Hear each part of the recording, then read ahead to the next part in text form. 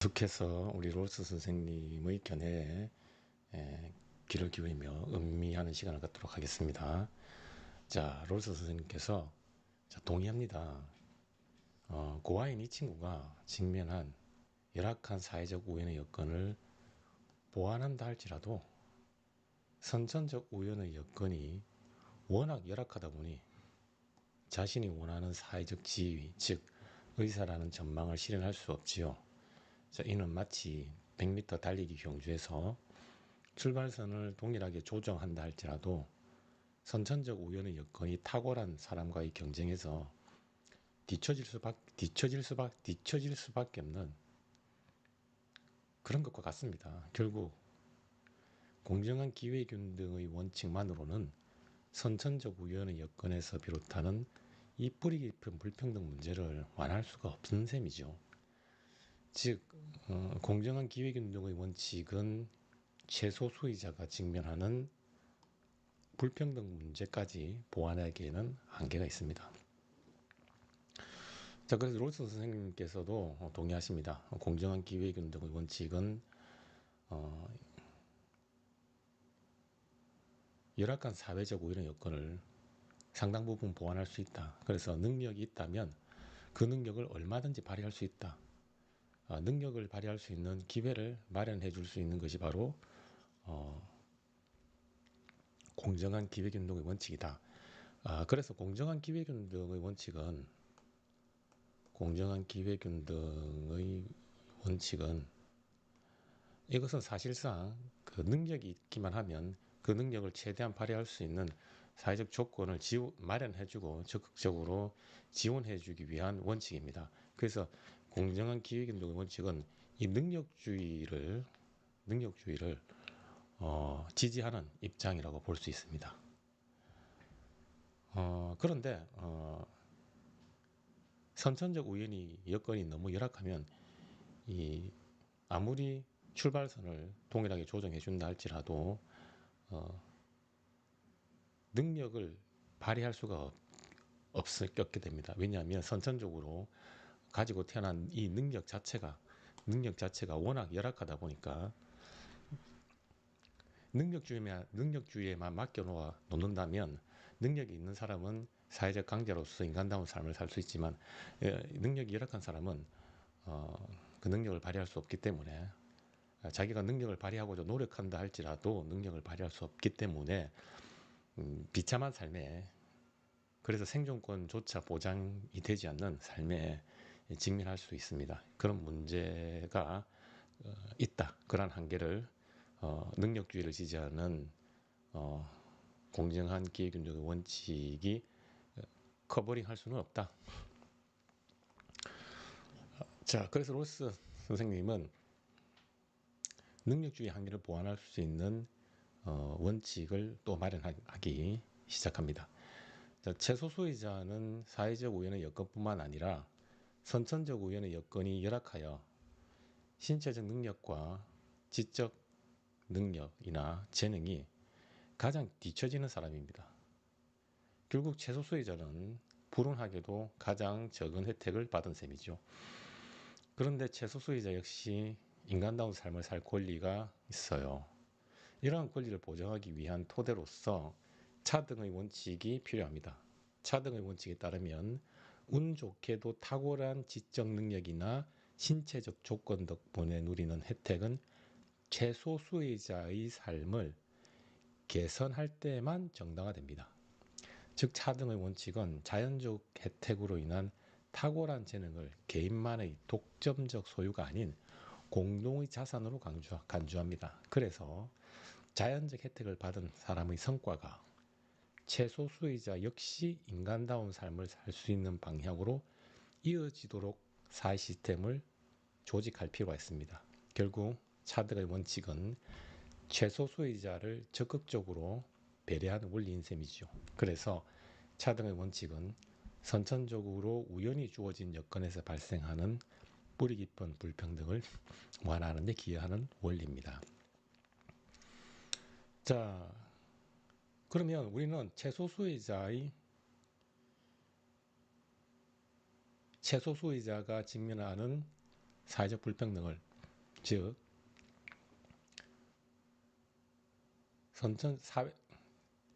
선천적 우연의 여건이 매우 열악한 사람이 직면하는 뿌리 깊은 불평등 문제에 어떻게 대처할 수 있는가? 자, 여기서 최소수혜자라고 하는 이 개념이 나오는데 최소수혜자는 사회에서 받은 혜택이 가장 적은 사람입니다. 왜냐? 이 최소수혜자는 사회적 우연이 열악할 뿐만 아니라 사회적 우연의 여건이 열악할 뿐만 아니라 선천적 우연의 여건까지 열악합니다. 즉 유전적으로도 아주 운이 없는 친구죠. 결국 사회 전체의 관점에서 볼 때 가장 운이 없는 사회적 약자, 바로 이분이 최소수혜자입니다. 하지만 우리 최소수혜자도 인간다운 삶을 살고 행복을 만끽하며 살 수 있는 권리가 있습니다. 어떻게 그러한 권리를 보장할 수 있는가? 최소수혜자를 배려하는 원리가 필요하다는 것이죠. 그것은 무엇인가? 바로 차등의 원칙이다. 차등의 원칙이다. 즉 차등의 원칙은 그러면 무엇인가? 자, 차등의 원칙은 능력이 있는 사람, 운 좋게도 탁월한 지적 능력이나 신체적 조건 덕분에 많은 경제적 부와 높은 사회적 지위를 누리는 경우에 그분들이 누리는 혜택이 반드시 사회적 약자인 최소수혜자의 삶을 개선할 때만 정당화될 수 있다는 것입니다. 그러니 자신의 능력이 탁월하다는 이유만으로 자기 혼자만 사회 경제적 지위를 누리면서 인간다운 삶을 사는 것은 정의롭지 않다. 그것이 정당화되려면 반드시 너희들의 그러한 탁월한 운을 사회적 약자인 최소수혜자의 삶을 개선하는데 기여할 때만 당신들이 그러한 탁월한 능력은 정당화될 수 있다. 그리고 그로 인해서 발생하는 사회 경제적 불평등이 정당화될 수 있다. 이런 견해를 제시하고 있습니다. 롤스 선생님께서 이러한 견해를 제시하는 이유는 선천적 우연의 여건이 탁월하여 자연적으로 혜택을 받은 그 사람의 그 능력을 개인만의 고유한 자산으로 보지 않습니다. 이것을 공동자산으로 보는 셈이죠. 공동자산. 즉 그것은 개인의 사적 소유물이 아니라 공공의 것이다. 그래서 공동자산, 커먼 어세스로 보고 있는데 그 이유는 이 능력 자체라는 것이 우연히 이 부여받은 능력이라는 것이죠. 자기가 노력을 해서 자발적으로 선택한 결과 탁월한 지능, 뛰어난 체력, 이런 유전적인 여건, 즉 그래서 선천적 우연의 여건이 매우 탁월한, 우월한 이런 여건을 자기 자신이 노력한 결과 확보한 것이 아니라는 겁니다. 그건 역시 우연히 주어진 것이기 때문에 그 능력은 개인만의 고유한 자산이라고 할 수 없다. 그것은 공동의 자산이다. 그러니 당신들의 그 탁월한 능력은 운이 없게도 선천적 우연의 여건이 열악한 사회적 약자, 최소수혜자의 삶을 개선할 때만 정당화될 수 있다. 이런 입장을 보이고 있습니다. 자, 그러면 롤스 선생님은 정의의 두 원칙은 그러면 롤스 선생님께서 말씀하신 지금까지 언급하신 그 정의의 두 원칙은 어떤 과정을 통해 구성한 것입니까? 자, 정리를 하자면 롤스 선생님께서는 정의의 두 원칙을 제시하죠. 정의의 첫 번째 정의의 원칙은 정의의 원리. 첫 번째 정의의 원리는 평등을 강조하는 측면입니다. 그래서 평등, 자유의 원리다. 이렇게 언급하셨고, 자, 두 번째는 사회 경제적 불평등을 정당화할 수 있는 조건과 관련된 원리입니다. 이 조건과 관련된 원리는 두 가지로 나누어진다 그랬죠, 제가. 첫 번째가 우리 차등의 원칙입니다. 차등의 원칙이고, 두 번째가 공정한 기회 균등의 원칙입니다. 자, 그래서 이 공정한 기회 균등의 원칙은 사회적 우연의 여건이 열악한 상황에서 발생하는 뿌리 깊은 불평등을 보완할 수 있고 보완하는 데 주안점이 있고 이 차등의 원칙은 어, 사회적 우연의 여건뿐만 아니라 선천적인 우연의 여건까지 열악하여 아무리 출발선을 동일하게 조정한다 할지라도 결코 경쟁에서 어, 앞설 수 없는 그러한 최소수의자 사회적 약자가 처한 뿌리 깊은 불평등을 보완할 수 있는 원칙이라고 했습니다. 그러면 이러한 어, 어, 그리고 이 두 가지 차등의 원칙과 공정한 기회균등의 원칙이 온전히 작동한다는 전제 조건 하에서만 사회적 불평등과 경제적 불평등이 정당화될 수 있다. 그것이 바로 두 번째 정의 원칙이죠. 그러면 이 첫 번째와 두 번째 정의 원칙을 롤스 선생님은 어떻게 구성한 것입니까? 이렇게 제가 여쭈었습니다. 자, 그러니 우리 롤스 선생님께서 자, 저는 정의의 원칙을 원초적 상황이라는 가상의 조건을 바탕으로 구성합니다. 원초적 상황에서 여러분은 자신에게 주어진 선천적 우연의 여건과 사회적 우연의 여건이 열악한지 아니면 우월한지 모른다고 가정합시다. 모른다고 가정하게 됩니다. 이 상황을 은유적으로 표현하자면 여러분은 마치 무지배를 쓴 것과 같습니다. 그러니 여러분의 성별이 남자인지 여자인지 그리고 인종이 백인인지 흑인인지 전혀 모릅니다. 즉 선천적 우연의 여건에 대해서 알 수 없어요. 아울러 여러분의 사회 경제적 지위가 어떠한지 모릅니다. 그래서 여러분이 부유한 가정에 태어났는지 아니면 빈곤한 가정에 태어났는지 전혀 알지 못하지요.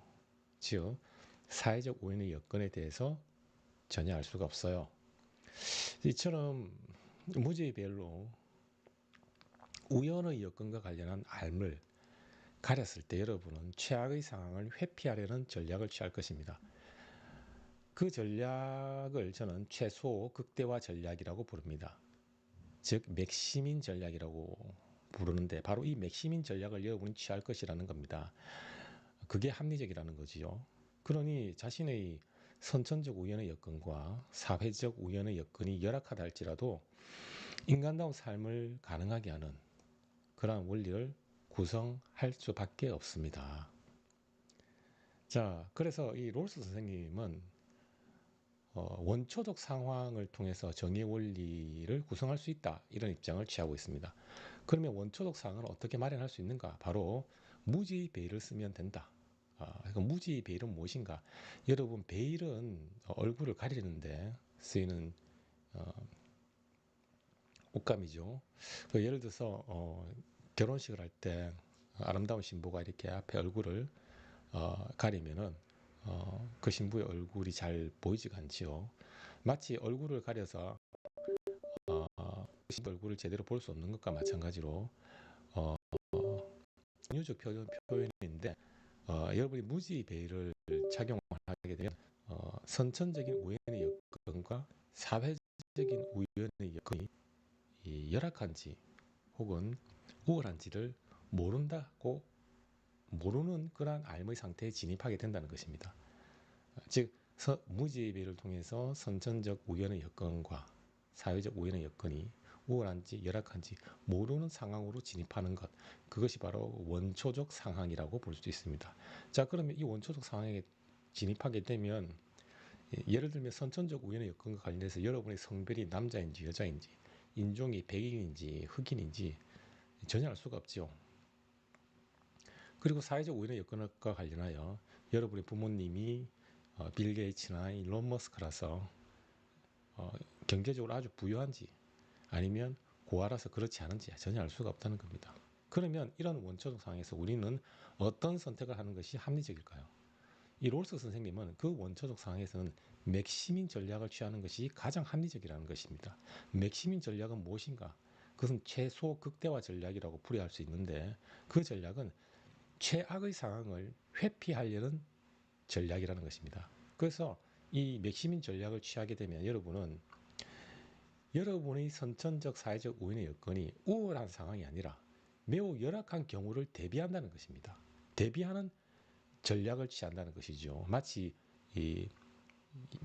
보험과 같은 겁니다. 보험과 같이 최악의 상황을 대비하는 전략을 우리가 취한다는 것입니다. 그러니 자신의 선천적 우연의 여건이 우월할 경우를 대비하는 것이 아니라 내가 가진 선천적 그리고 사회적 우연이 열악하다 할지라도 내가 인간다운 삶을 살 수 있는 그런 원리는 도대체 무엇인가를 고민하게 되고 그러한 원리를 구성하는 전략을 취할 것이라는 겁니다. 그 결과 당연히 어떤 원리를 구성하는 방향으로 이어지겠습니까? 자신과 같이 선천적 사회적 우연의 여건이 열악하다 할지라도 인간다운 삶을 살 수 있는 그런 삶을 가능하게 하는 원리를 구성할 수밖에 없죠. 그 결과 구성된 것이 바로 정의의 원리라는 것입니다. 자, 이어서 롤스 선생님께서 최소 극대화 전략에 따라 여러분은 자신이 설령 흑인이나 여성이며 빈곤한 가정 배경을 지녔다 할지라도 백인이나 남성이며 부유한 가정 배경을 가진 사람과 동등한 투표권을 보장하는 원리를 구성합니다. 그렇죠? 여러분이 흑인이나 여성처럼 사회적으로 열악한 여건에 놓인다 할지라도 물론 흑인이나 여성이 진짜로 열악하다는 건 아니고 일정한 그 역사적인 맥락에서 흑인이나 여성이 차별받던 그런 역사가 있었죠. 그래서 그렇게 흑인이라는 이유로 그리고 여성이라는 이유로 차별받거나 그리고 백인이라는 이유만으로 그리고 남성이며 부유한 가정에 태어났다는 이유만으로 어떤 우대를 받는 그런 역사적 맥락이 있었는데 지금 많이 개선되었지만 그래서 그런 역사적 맥락 때문에 자신이 흑인이나 여성처럼 불리한 여건을 가지고 태어난다 할지라도 동등하게 정치적 권리를 행사할 수 있는 그래서 동등한 투표권을 행사할 수 있는 원리를 구성하게 된다는 것이죠. 그래서 당연히 어떤 원리를 구성하겠습니까? 평등 자유의 원리라고 하는 정치적 자유주의를 지향하는 원리를 구성할 수밖에 없겠죠. 그 결과 기본적 자유를 평등하게 분배하는 평등 자유의 원리를 구성하게 됩니다. 자, 그리고 낮은 지능과 부족한 재능을 가지고 태어났다 할지라도 선천적인 우연의 여건이 매우 열악하죠. 이렇게 태어났다 할지라도 인간다움을 보장하는 차등의 원칙을 선호하지요. 자, 아울러 빈곤한 가정의 부모님 곁에 태어났다 할지라도 자신의 능력을 발휘할 수 있는 즉 사회적 우연의 여건이 열악하다 할지라도 자신의 능력을 발휘할 수 있는 그러한 여건을 보장하는 공정한 기회균등의 원칙을 채택할 수밖에 없다는 것입니다. 그래서 이 무지배의를 작용하고 출현하게 되는 원초적 상황 속에서는 최소 극대화 전략에 따라서 여러분이 어떤 원리를 구성하게 되는데 그 결과 불리한 여건에 있는 사람도 인간다운 삶을 살 수 있는 원리를 구성할 수밖에 없다. 그것이 구체적으로 드러난 것이 바로 정의의 첫 번째 원칙인 평등 자유의 원리와 두 번째 원칙인 불평등, 사회경제적 불평등이 정당화될 수 있는 조건과 관련된 원칙, 즉 차등의 원칙과 공정한 기회균등의 원칙이다. 이렇게 롤스 선생님께서 정리를 하고 계십니다. 이어서 롤스 선생님께서 결국 우리는 무지배의를 통해서 마련할 수 있는 원초적 상황을 바탕으로 정의의 원칙을 구성하는 셈이죠. 저는 정의의 원칙을 그래서 공정으로서 정의라고 생각합니다. 자, 공정으로서 정의는 순수 절차적 정의에 따른 것입니다. 순수 절차적 정의는 절차가 공정하다면 그 절차에 따른 결과를 올바른 것으로 받아들이는 관점입니다. 자, 예를 들면 공무원이나 기업의 인재를 선발하는 과정에서 시험 절차가 공정하다면, 즉 부정행위나 시험 문제 유출과 같은 흠결이 없다면 우리는 그 결과를 기꺼이 수용합니다. 반면 자신이 응시한 시험의 결과가 좋지 못하다고 할지라도 그 결과를 올바른 것으로 수용합니다. 물론 과연 어떤 인재가 업무를 잘 수행할 수 있는가에 대한 독립적 기준은 없습니다. 우리는 그저 절차적 공정성에 따른 결과를 올바른 것으로 받아들일 뿐입니다. 결국 순수 절차적 정의는 올바른 결과가 무엇인지와 관련한 독립적 기준은 없지만, 절차가 공정하다면 공정한 절차가 결과를 정당화할 수 있다라는 이런 입장인 셈이죠. 자, 그래서 이 롤스 선생님은 이 무죄의 배의를 통해서 출현하는 원초적 사항을 바탕으로 출현한 정의의 원칙을 공정으로서의 정의라고 부르고 있습니다. 왜 공정으로서 정의냐? 공정으로서 정의냐? 이 정의의 원리를 구성하게 된 그 절차가 공정하다는 것입니다. 왜 절차가 공정하냐? 원초적 상황 속에서 자신의 선천적 우연의 여건과 사회적 우연의 여건을 모른다는 가정하에서 원리를 도출한 것이기 때문에 이 우연성이 우리의 인생에 영향을 미쳐서 발생하는 뿌리 깊은 불평등, 이 문제를 해결할 수 있기 때문에, 원초적 상황에서는 우연성에서 발생하는 뿌리 깊은 불평등을 해결할 수 있는 이 절차가 바로 원초적 상황이기 때문에 그 원초적 상황에서 출현한 절차는 매우 공정하다. 그래서 정의의 원리를 나는 공정으로서 정의라고 부르겠다, 이렇게 규정하고 있습니다. 그러면 공정으로서의 정의는 다른 말로 어떤 정의의 유형을 따른 것이냐? 바로 순수 절차적 정의라고 하는 이 유형을 따른 것이다. 그러면 순수 절차적 정의란 무엇인가? 그것은 절차가 공정하다면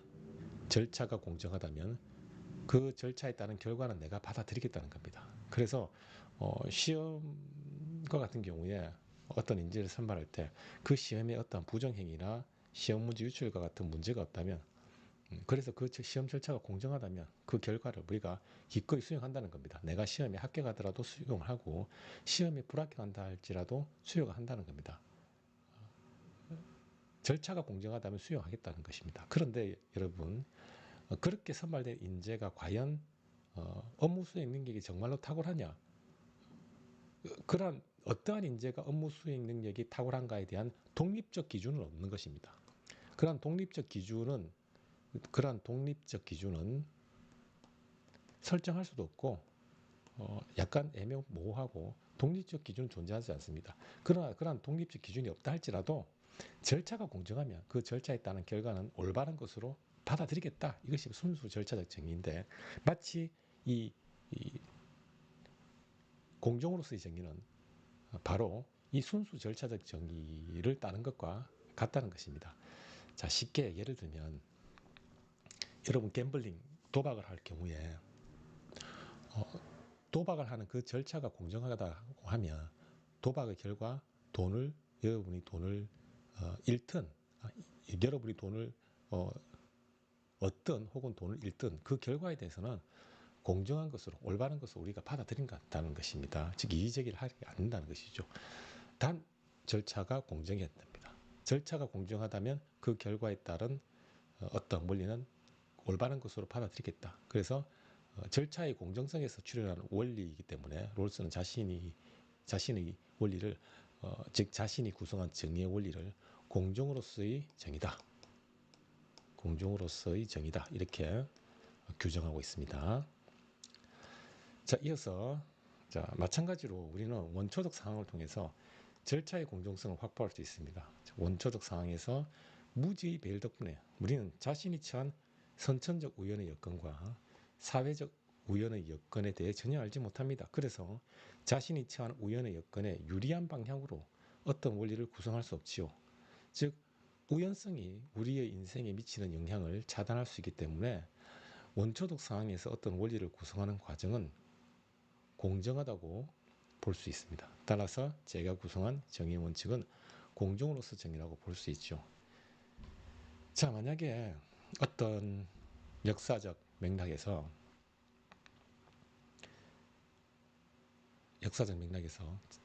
백인과 남성 그리고 부유한 사람이 대접을 받는 역사적 맥락이라고 합시다.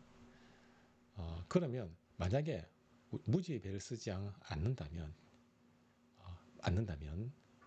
자신이 그러한 유리한 여건을 가지고 있을 경우에 자신이 가진 그 유리한 여건에 자신이 가진 여건에 유리한 제도를 만들겠습니까? 불리한 사회 시스템을 만들겠습니까?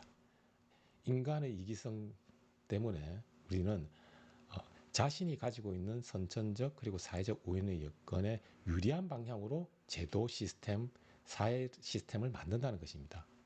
만약에 무지의 배를 쓰지 않는다면 그렇게 된다는 것이죠. 하지만 무지의 배일 덕분에 그러한 우연성, 임의성이 우리 인생에 미치는 영향을 차단할 수 있고 그 결과 그렇게 구성한 정의의 원리는 공정하다고 할 수 있다. 그래서 나는 정의의 원칙을 공정으로서의 정의라고 부르고 싶다.